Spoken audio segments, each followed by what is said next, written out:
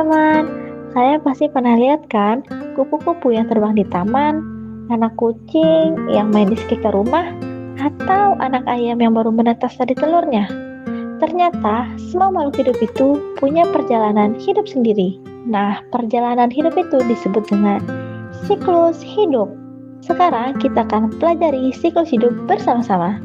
Sebelum itu, perkenalkan, nama aku Maratun Solehah dengan NIM E1E023100029, Program Studi Pendidikan Guru Sekolah Dasar Universitas Mataram.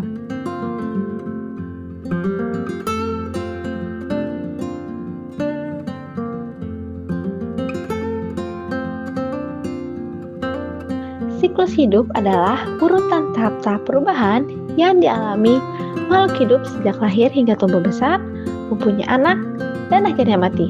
Setelah itu, anaknya akan mengalami hal yang sama lagi, sehingga disebut dengan siklus hidup. Contohnya, tumbuhan tomat. Tomat bermula dari biji kecil yang ditanam di tanah. Biji itu tumbuh menjadi tunas kecil, lalu menjadi tanaman muda. Setelah dewasa, tanaman tomat berbunga dan menghasilkan buah tomat merah yang segar. Dalam buah tomat ada biji lagi, dan dari biji itu bisa tumbuh tanaman tomat baru.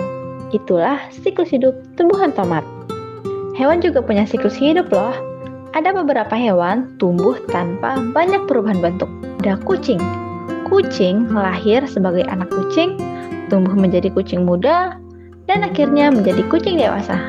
Nah, bentuknya mirip kan dari kecil sampai besar, hanya ukurannya saja yang berubah dan kemampuannya semakin bertambah. Tapi ada juga loh hewan yang mengalami perubahan bentuk yang besar. Contohnya itu ada katak. Katak mulai dari telur lalu menetas jadi kecebong yang hidup di air dan bernafas dengan insang.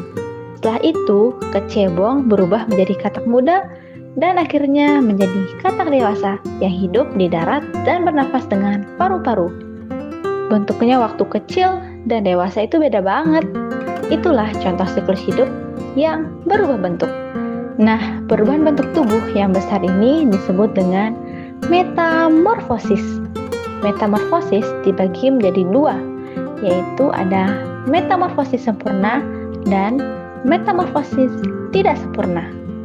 Perubahan bentuk hewan yang saat tumbuh bentuknya itu berubah secara besar-besaran disebut dengan metamorfosis sempurna. Contohnya ada kupu-kupu. Awalnya dari telur, terus menetas jadi ulat, lalu ulat tersebut berubah menjadi kepompong dan akhirnya menjadi kupu-kupu yang indah. Coba deh kalian perhatikan, bentuk ulat dan kupu-kupu itu beda banget kan? Nah, itulah mengapa disebut dengan metamorfosis sempurna. Ada juga hewan yang berubah bentuk, tapi tidak terlalu banyak perubahannya. Nah, itu disebut dengan metamorfosis tidak sempurna. Contohnya, belalang. Belalang mulai dari telur, lalu menetas menjadi nimfa, yaitu belalang kecil tanpa sayap. Setelah beberapa kali berganti kulit, nimfa menjadi belalang dewasa. Bentuknya hampir sama kan? Hanya ukurannya saja yang semakin besar. Contoh siklus hidup bisa kita temukan di sekitar rumah atau di sekolah. Ada ayam di halaman rumah, katak di sawah atau di selokan, belalang di taman sekolah, dan kupu-kupu yang hinggap di bunga. Jadi, semua makhluk hidup mengalami siklus hidupnya masing-masing. Terima kasih sudah menonton videonya. Sampai jumpa. Bye-bye.